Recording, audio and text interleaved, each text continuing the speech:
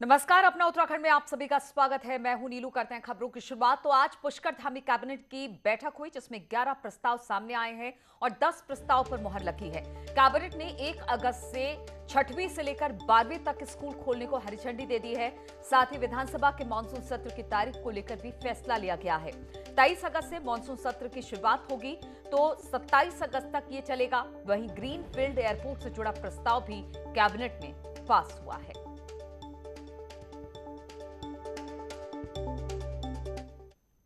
प्रस्तावों पर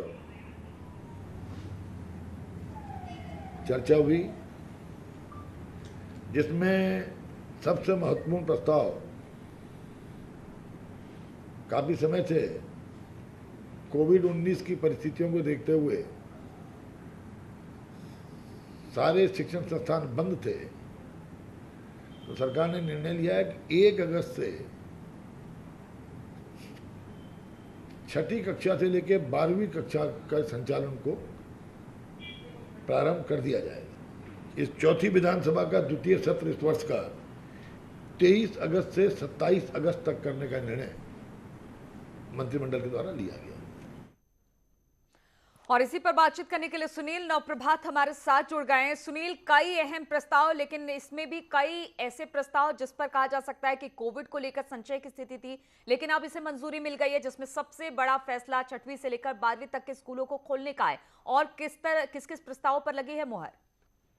बिल्कुल नीलू, कोविड के कारण जो क्लासेज हैं वो शुरू नहीं हो पा रही थी, स्कूल कॉलेज बंद थे, तो आज कैबिनेट ने फैसला ले लिया है कि अब 1 अगस्त से स्कूल कॉलेजों को खोल दिया जाएगा। क्लास 6 से और 12 तक के जो स्कूल हैं उनके संचालन को हरी झंडी दे दी गई। इसके अलावा जो महत्वपूर्ण एक फैसला रहा कि अल्मोड़ा का कौसानी एक प्लेस, टूरिस्ट प्लेस है उत्तराखंड में, बड़ी संख्या में हर साल यहाँ पर टूरिस्ट पहुंचते हैं, लेकिन एक ग्राम पंचायत थी जिसके कारण वहाँ पर जो तमाम बेसिक इंफ्रास्ट्रक्चर है उसको जुटाने में दिक्कतें सामने आ रही थी। तो आज कैबिनेट ने इसको नगर पंचायत का दर्जा दे दिया है। हालांकि जो कौसानी है वो जनसंख्या और क्षेत्रफल के लिहाज से भी मानकों पर फिक्स नहीं बैठती, लेकिन कौसानी के विशेष महत्व को देखते हुए इन मानकों को शिथिल करते हुए उसको नगर पंचायत का दर्जा दे दिया गया। इसके अलावा जो तीसरा महत्वपूर्ण फैसला था नीलू की 23 से 27 अगस्त तक विधानसभा का जो मानसून सेशन है वो शुरू हो जाएगा, क्योंकि 6 सितंबर से पहले मानसून सत्र को होना था, तो इसकी भी आज डेट फिक्स कर दी गई है। इसके अलावा यूनियन पब्लिक सर्विस कमीशन में जो भी कैंडिडेट प्री एग्जाम को पास कर लेगा, सरकार उसको मेन एग्जाम के लिए 50,000 की आर्थिक सहायता देगी ताकि वो अपने मेन एग्जाम की तैयारी कर सके। इसके साथ ही उत्तराखंड लोक सेवा आयोग के मामले में भी यही रूल फॉलो होगा, लेकिन एक चीज थोड़ा डिफरेंट होगी कि शुरुआती जो 100 कैंडिडेट होंगे उन्हीं को सरकार 50,000 की आर्थिक सहायता देगी, और इसमें भी जो तमाम रोस्टर लगता है आरक्षण का उसको लागू किया जाएगा। ठीक है, बहुत बहुत शुक्रिया आपका सुनील जानकारी देने के लिए। तो कई अहम प्रस्तावों पर आज मुहर लगी है और साथ ही साथ सबसे बड़ी बात ये कि अब कहा यह गया है कि 6वीं से लेकर 12वीं तक के स्कूलों को अब जल्द ही खोल दिया जाएगा। इस बात की मंजूरी मिल चुकी है। और कांग्रेस के नए प्रदेश अध्यक्ष गणेश गोदियाल आज शाम 4 बजे कांग्रेस दफ्तर पहुंचेंगे और फिर अपना चार्ज संभाल लेंगे। इससे पहले खराब मौसम की वजह से गणेश गोदियाल, हरीश रावत और तमाम दूसरे नेता सुबह 11:30 बजे एयरपोर्ट पहुंचे, जहां से गोदियाल का काफिला अब तक डोईवाला तक पहुंचा है। वहीं देहरादून में अलग अलग जगहों पर स्वागत की तैयारियां की गई है। कांग्रेसी कार्यकर्ता और नेताओं का कहना है कि इस उत्साह से साफ है कि साल 2022 में कांग्रेस की सरकार बनेगी।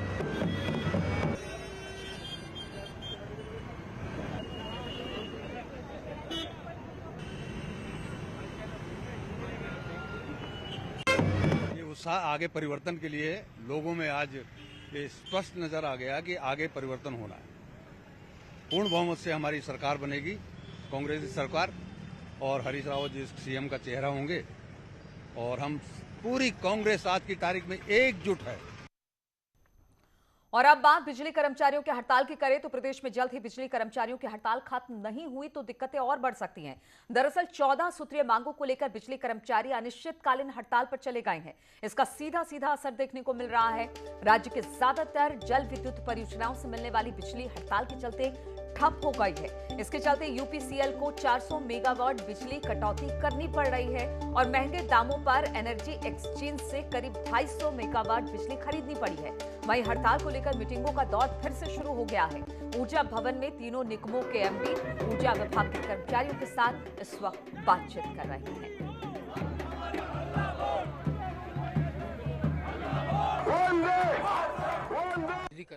विवश होके कल रात्रि से हड़ताल पर जाना पड़ा है। लगभग 7,000 से ज़्यादा बिजली कर्मचारी और इंजीनियर पूरी तरह से हड़ताल पर हैं।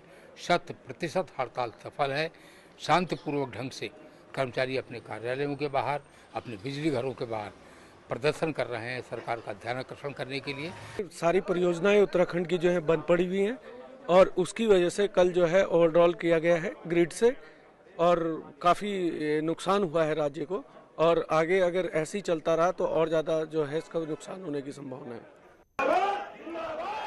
और इसी पर बातचीत करने के लिए सत्येंद्र बर्थवाल इस वक्त फोन लाइन पर हमारे साथ जुड़ गए हैं। सत्येंद्र, हम देख पा रहे हैं कि किस तरह से बिजली कर्मचारी हड़ताल पर गए हैं और लगातार अब दिक्कत होनी शुरू हो गई है, तो इसको लेकर बैठकों का दौर भी लगातार चल रहा है। कोई बीच का रास्ता निकालने की अब तक कोशिश हो पाई है या फिर कोई बातचीत बनती नजर आ रही है क्या?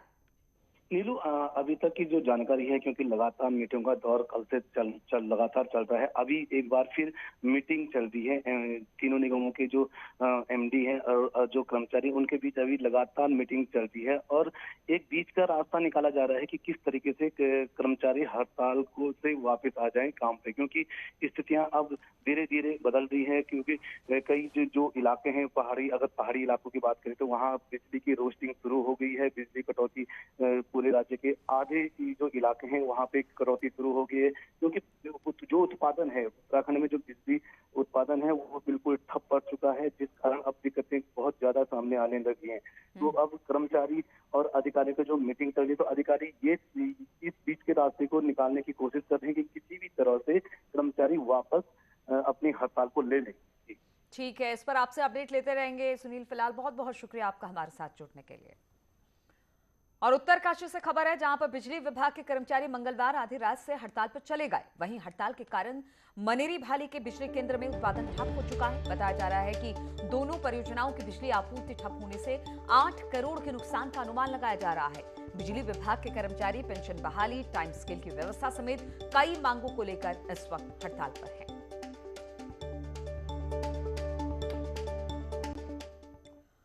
और ऊर्जा विभाग की हड़ताल इस बार प्रदेश के लिए बड़ी मुसीबत इसलिए बन सकती है क्योंकि हड़ताल में उपनल कर्मचारी भी शामिल है। ऐसे में जहां सरकार के पास उपनल के माध्यम से काम पर रखे कर्मचारियों की सहायता लेने का विकल्प था, इस बार वो भी नहीं बचा है। दरअसल 3500 के करीब ऊर्जा के कर्मचारी हैं और उपनल सहित 7500 के करीब कर्मचारी हड़ताल पर हैं। ऐसे में इस बार विद्युत सेवाएं बहुत ज्यादा प्रभावित होंगी।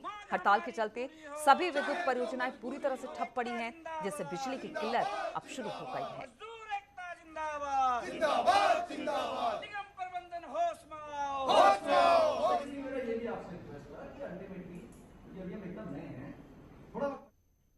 और टिहरी में भी 14 सूत्रीय मांगों को लेकर बिजली विभाग के कर्मचारियों की हड़ताल जारी है, जिसके चलते जाखड़ीधार और घनसाली के कई क्षेत्रों में बिजली आपूर्ति ठप पड़ गई है।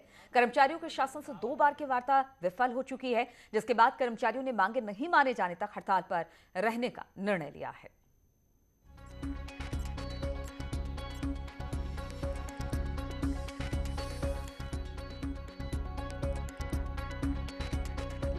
लेकिन वो विफल हो गई और हम कल रात से 12 बजे से हड़ताल पे हैं। अगर कोई ट्रिपिंग आती है हमारी फीडर पे तो हम उसे ऑन नहीं करेंगे, और कंप्लेंट आती है कंप्लेंट को हम अटेंड नहीं करेंगे। शटडाउन में हम शटडाउन नहीं देगा। कितनी जगह बंद है अभी हमारे कल जाखड़ीदार में नेट चल रहा है। और अपनी 14 सूत्रीय मांगों के लिए विकासनगर में बिजली कर्मचारियों ने यमुना वैली की सभी 5 जल विद्युत परियोजनाओं में बिजली उत्पादन को बंद कर दिया है। देर रात से यमुना घाटी की छिबरो, खोदरी, ढालीपुर, ढकरानी और कुल्हाल जल विद्युत परियोजना में बिजली उत्पादन ठप पड़ा हुआ है। परियोजनाओं के ठप होने से पानी को सीधे यमुना नदी में डिस्चार्ज किया जा रहा है, जिससे यमुना किनारे बसे लोगों को भी अब खतरा पैदा हो जा रहा है। कर्मचारियों का कहना है कि जब तक उनकी मांगे नहीं मानी जाती तब तक हड़ताल जारी रहेगा और इन सभी परियोजनाओं से 471 मेगावाट बिजली उत्पादन किया जाता था। में लगातार हमारी जो डिमांड चल रही थी 14 सूत्रीय, शासन की अनदेखी के कारण उसमें हम कल रात 12 बजे से समस्त कार्मिक अधिकारी हड़ताल पे चले गए हैं और लगभग अगर केवल पछुआ दून की बात करें हम तो 471 मेगावाट इस समय बिजली बंद है। और हरिद्वार पहुंच रहे कांवड़ियों को वापस भेजा जा रहा है। रेलवे स्टेशन से शटल बसों से करीब 400 कांवड़ियों को वापस भेज दिया गया है। जीआरपी की टीम लगातार कांवड़ियों को लेकर कार्रवाई भी कर रही है। युवकों के ग्रुप पर खास नजर रखी जा रही है, क्योंकि हम आपको बता दें कांवड़ियों को इस बार जल उठाने से मना किया गया है। उत्तराखंड की सीमा में घुसने से इसके बावजूद कांवड़िए वहां पर पहुंच रहे हैं। बातचीत करने के लिए पुलकित शुक्ला ऑनलाइन पर हरिद्वार से हमारे साथ जुड़ रहे हैं। पुलकित, लगातार मना किया गया था कि उत्तराखंड की सीमा में कोई भी कांवड़िया दाखिल ना हो सकेगा, इसके बावजूद वहां पर लोग पहुंच रहे हैं, तो किस तरह की व्यवस्था इन्हें वापस भेजने के लिए? देखिए, जैसे कि इस बार सावन की कांवड़ यात्रा रद्द की गई है, तो ऐसे में जो कांवड़िए हैं उनका हरिद्वार में आना प्रतिबंधित है। बावजूद इसके आस्थावश या लापरवाही के कारण कई इस तरह के लोग हैं जो बसों से या ट्रेनों के माध्यम से हरिद्वार पहुंच रहे हैं।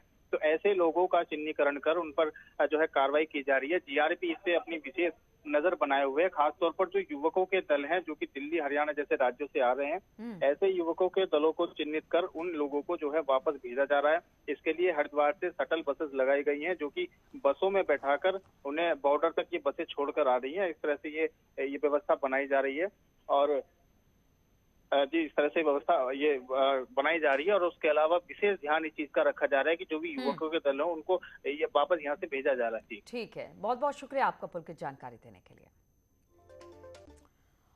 और आजकल हल्द्वानी नैनीताल हाईवे की हालत बारिश के बाद बदहाल नजर आ रही है। जगह जगह बने गड्ढे लोगों के लिए परेशानी का सबब बनते चले जा रहे हैं।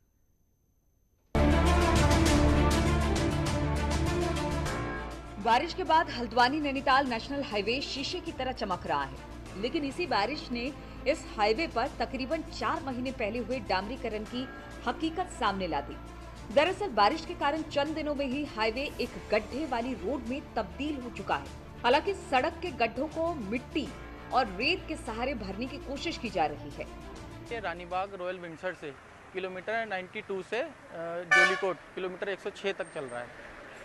ये आम पड़ाव के पास ज़्यादा गड्ढे हो रखे हैं, पैच वर्क जो हो रखे हैं, आम पड़ाव में पैच वर्क ज़्यादा है, बाकी तो हल्के हल्के गड्ढे हैं। 1-2 गड्ढे यहाँ पे है 93 में। नैनीताल के डीएम भी मान रहे हैं कि रोड के डामर में कुछ काला है, लिहाजा उन्होंने जांच के आदेश दे दिए हैं। हालांकि डीएम खुद अभी जांच रिपोर्ट के इंतजार में है। एग्रीमेंट है उसी के तहत अभी चल रहा है। तो जो एससी की अध्यक्षता में हमने एक जांच कमेटी बनाई है, उन्होंने जांच कर दी है और वो अपनी रिपोर्ट को सबमिट कर रहे हैं। तो जो खामियां अभी आपको लग रही हैं कि हुई हैं और अनियमितता बरती गई हैं, तो उस पर हम उससे पूरा करवाएंगे। अगर धनराशि की कटौती करनी है तो वो भी कटौती भी कराएंगे। बहरहाल रिपोर्ट और डीएम की कार्रवाई के लिए अभी इंतजार करना होगा, लेकिन फिलहाल हाईवे पर हिचकोले खाती ये गाड़ियां सड़क की हकीकत खुद ब खुद बयां कर रही है। शैलेंद्र नेगी, न्यूज़ 18 हल्द्वानी। और रविवार को लोहाघाट के भारतोली के पास लोहाघाट विधायक पूरन फर्तेवाल का एनएच विभाग से हुआ विवाद, जो पहाड़ के 2 जिले चंपावत और पिथौरागढ़ के लिए भारी मुसीबत बन गया है। एनएच के एई और निजी कंपनी प्रोजेक्ट मैनेजर ने पुलिस को तहरीर में लोहाघाट विधायक पूरन फर्तेवाल पर मारपीट का आरोप लगाया, जिसके बाद एनएच विभाग ऑल वेदर निर्माण में लगी 4 निजी कंपनियां कार्य बहिष्कार पर चली गई है। वही कार्य बहिष्कार के कारण 4 दिन से बंद टनकपुर पिथौरागढ़ एनएच को अभी तक नहीं खोला जा सका है। की वजह से पिथौरागढ़ और चंपावत जिले की जनता इसके दुष्परिणाम को भुगत रही है। जब आपस का विवाद है तो इससे जनता का क्या मतलब है।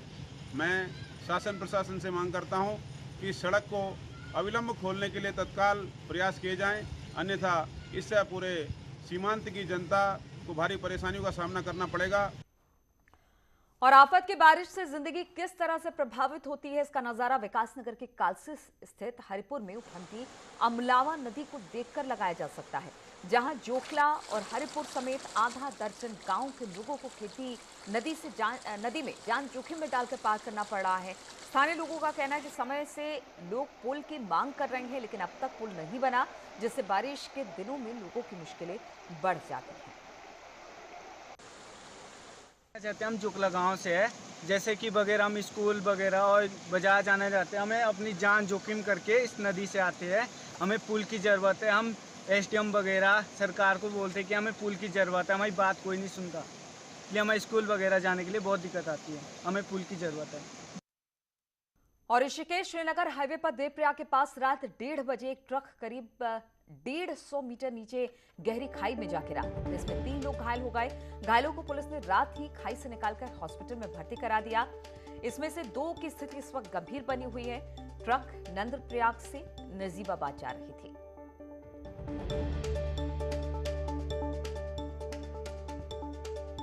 ओरा होने के कारण और बारिश होने के कारण यह ड्राइवर जो है नियंत्रण खो गया और गहरी खाई में चली गई।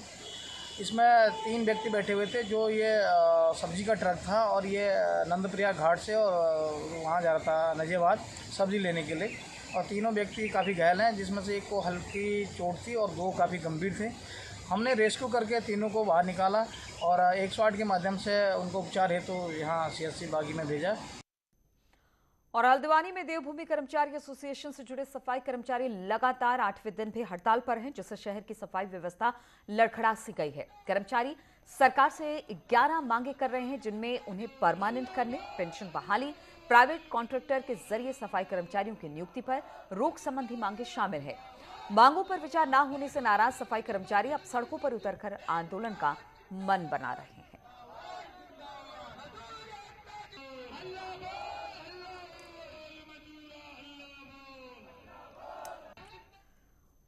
और 11 सूत्रीय मांगों को लेकर 8 दिनों से हड़ताल पर डटे सफाई कर्मियों का गुस्सा दिन प्रतिदिन भड़कता चला जा रहा है। पौड़ी में भी हड़ताल पर डटे सफाई कर्मी जुलूस प्रदर्शन और धरनों के साथ शहरी विकास मंत्री के पुतले फूंक रहे हैं।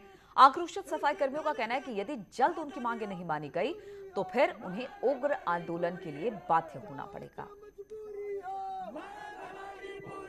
क्या हमारी 11 सूत्रीय मांग को लेकर 19/7/21 से ये धरना प्रदर्शन काम बंद हड़ताल पूरे उत्तराखंड में चल रही है, और अगर आज हमने अभी तो मजबूर हो गए, हमने शहरी विकास मंत्री के पुतले का दहन किया है, और आगे भी अगर सरकार ने नहीं जागी और नहीं मानती हमारी बात तो हम इससे भी ज़्यादा उग्र आंदोलन करने के लिए बाध्य होंगे, जिसकी समस्त जिम्मेवारी उत्तराखंड सरकार की होगी और शासन। और रामनगर के चिल्किया में ग्रामीणों पर हमला करने वाला गुलदार आखिरकार पिंजरे में कैद हो गया। आपको बता दें कि पिछले दिनों गुलदार ने एक युवक पर हमला कर उसे घायल कर दिया था। तभी से गुलदार को रिहायशी इलाके में हटाने की ग्रामीणों ने मांग की थी। इस घटना के बाद से वन विभाग ने गुलदार को पकड़ने के लिए पिंजड़े लगाए। आज वन विभाग को गुलदार को पकड़ने में सफलता मिली। गुलदार के कैद होने के बाद से ग्रामीणों ने राहत की सांस ली है।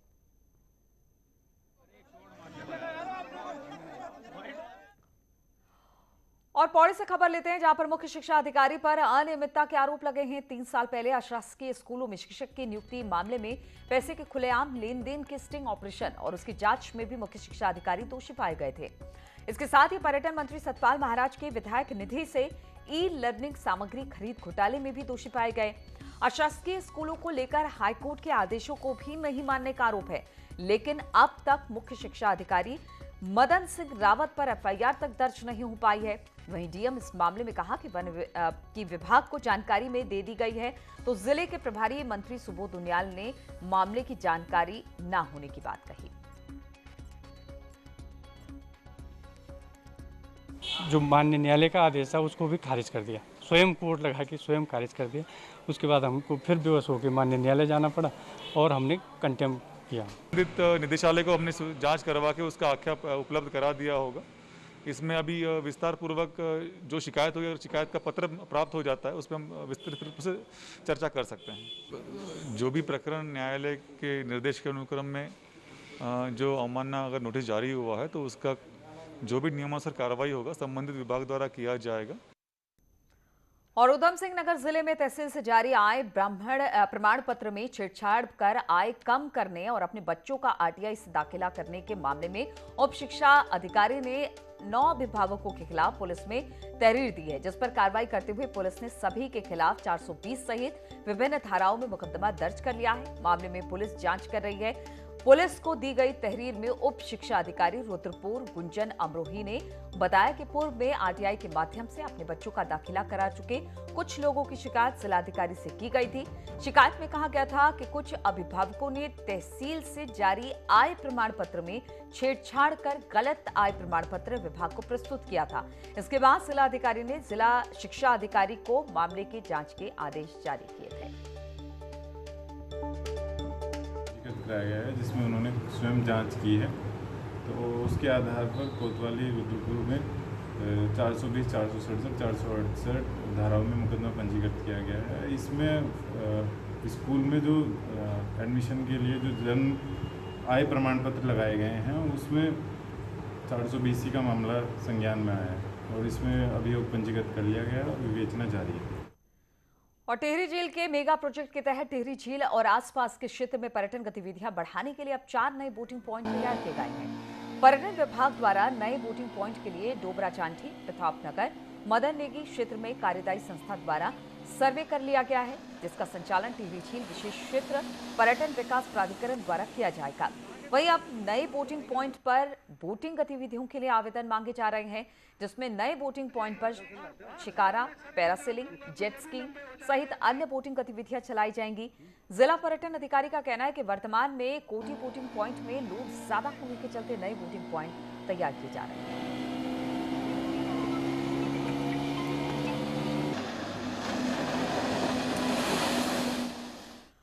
और हाईकोर्ट के आदेश के बाद भी नैनीताल में रेहड़ी पटरी दुकानदारों की मनमानी लगातार जारी है। शाम 3 बजे तय समय के बाद भी कोरोना संक्रमण के बीच दुकानों को सुबह लगाया जा रहा है, तो पालिका सिर्फ मूक दर्शक बनकर देख रही है। हालात यह है कि पंथ में लगी इन दुकानों में आधे से ज्यादा अवैध है। तो इन तमाम खबरों के साथ इस बुलेटिन में फिलहाल इतना ही। रुकेंगे छोटे से ब्रेक के लिए, लेकिन ब्रेक के बाद भी लगातार खबरों का सिलसिला जारी है।